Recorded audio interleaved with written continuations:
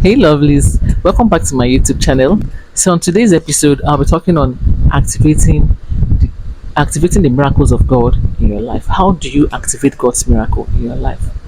So I'll be talking on this with references to the book of Matthew and the book of Mark. So I said earlier that I've been on the journey of reading a chapter of the Bible every day, and it got me thinking of how you activate God's miracle in your life.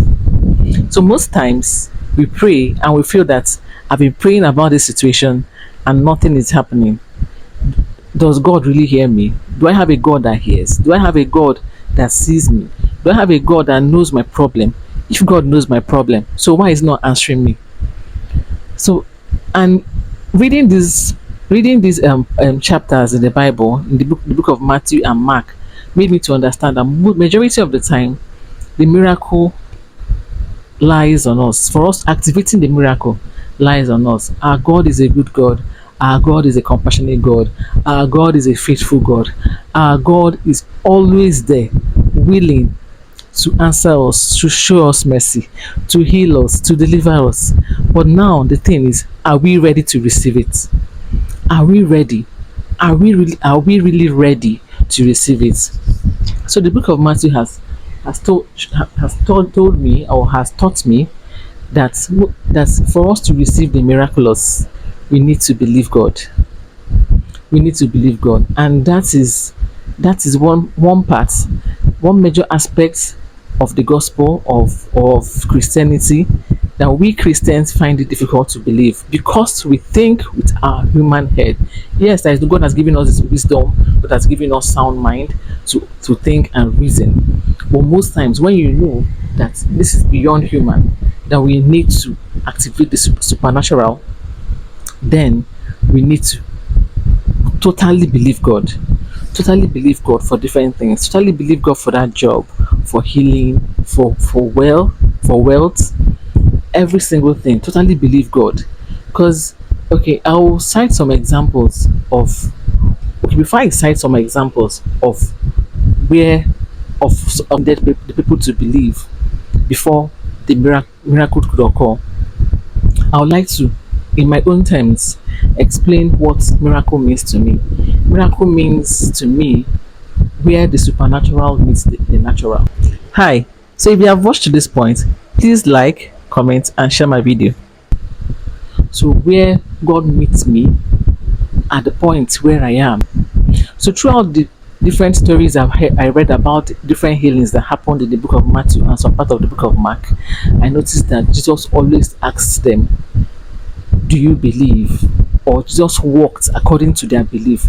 For example, when Jesus healed the woman with the issue of blood, the woman said, if only I can touch the hem of his garment, I'll be healed.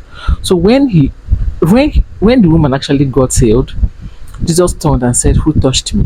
Disciples are like, why will you ask such a question? Different people have been touching you, and now you're asking us who touched you. Everybody here touched you. But Jesus knew what he was talking about and said, someone touched me. So this actually means that we can actually be praying to God, doing everything to God, doing so much, thinking that we are drawing the attention of God to our lives or to ourselves. But are we really drawing the attention of God? Are we really doing those things with faith or with belief that when we do, or are we just doing it because the crowd is saying this is us, this is it, this is the way, let's go, well, let's go. Everybody will just, you're just moving with the crowd and not having a and not having the main or the basic understanding of what you're doing in Christianity or you're doing with God or how to seek God. Then another example. So when let me finish up the story. So when the woman now showed up or now said, this is me, Lord, just said your faith has made you whole. Another one is the Syrophoenician woman. We know the story. We know the story of how the daughter was sick with an unclean spirit and needed Jesus to heal the daughter. The Jesus was like, I can't give you the food that belongs to the children. She now said, replied Jesus and said, even the dogs eat the crumbs that fall from the table's master. So that takes a woman of faith to say something like that. So first of all, for you to come to a place, know that you're not even supposed to be, and asking for help, shows that you believe that something can be done because you're seeing what other people are saying about this particular person. So Jesus now told her that her daughter is healed, that she should go because of her faith. Then another one, about Jairus. After Jesus delivered the man with the spirit of legion, he told him to go and testify. Then he now crossed over to a different area, and now met Jairus on the way. So when he now met Jairus on the way, Jairus told him that the daughter is sick. So on their way to Jairus's house, one of Jairus's servants told Jesus, or told the man or Jairus, that the daughter is sick, the daughter is dead. So Jesus told him one thing: do not be afraid, just believe. Do not be afraid, just believe. So when Jesus said that, he now chose the people he now selected people to move with him to Jairus's house. That was how. So getting to Jairus's house, he told the girl, Talita Kumi, so mean arise. So all these things, different areas. There are so many healings in the Bible. Is it when Jesus healed the paralytic man when the four friends brought him down from the roof? The action of the four friends actually healed the man, healed the paralytic man. So many, I can't even say. But if you do yourself a favor and read the book of Matthew and the book of Mark. I actually prefer the book of Mark. But from what I have read, to activate miracles in your life, you need to believe. You need to believe. You need to believe. And when I was thinking about making this video, something came to my mind. Ephesians 3:20, which says, unto him who is able to do abundantly above all we can ever think or imagine, according to the power that works in us.